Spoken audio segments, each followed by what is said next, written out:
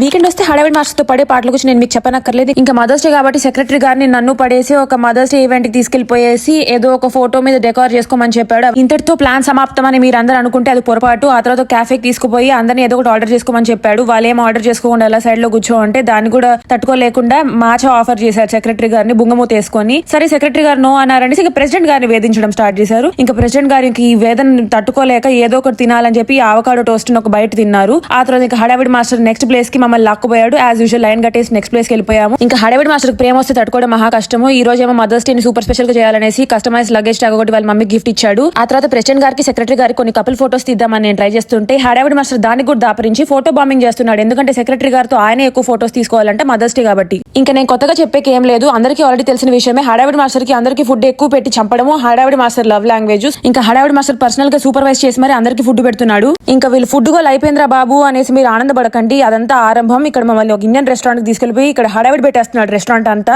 Restaurant ని మొత్తం ఊపేసి ఇక్కడ అన్ని డిషెస్ తీసుకొచ్చి పడేశాడు టేబుల్ మీద. ఎక్కడ ప్రెసిడెంట్ గారు తక్కువ తింటారేమో అని ప్రెసిడెంట్ గారు కూడా దోపేస్తున్నాడు నోట్లో. ఆ తర్వాత అందరినీ ఆర్డర్ చేస్తున్నాడు అదినండి ఇదినండి అనేసి. పేస్ట్రీస్ అంటే నాకు హడావిడి మాస్టర్ కి పిచ్చ ప్రాణము. సో ఆబ్వియస్లీ ఒక బేకరీని చూస్తే అక్కడ వెళ్ళి కొనాల్సిందే. అక్కడ ఏదో ఒకటి కొనేసుకొని ఇంకా మేము ఒక గార్డెన్ సెంటర్ కి వెళ్ళిపోయాము. ఎందుకంటే సెక్రటరీ గారికి హడావిడి మాస్టర్ కి మొక్కలంటే పిచ్చి ప్రాణము. ఇంకో అరగంట సేపు ఒక పెద్ద చర్చ నడిపాడు హడావిడి మాస్టర్ సెక్రటరీ గారితో. సో ఫైనల్లీ కొన్ని మొక్కలు కొనుక్కొని ఇంటికి వెళ్ళిపోయేసి ఈ డిజర్ట్లతో ఎంజాయ్ చేసాం డే. నెక్స్ట్ డే కోసం ఫాలో అయిపోండి.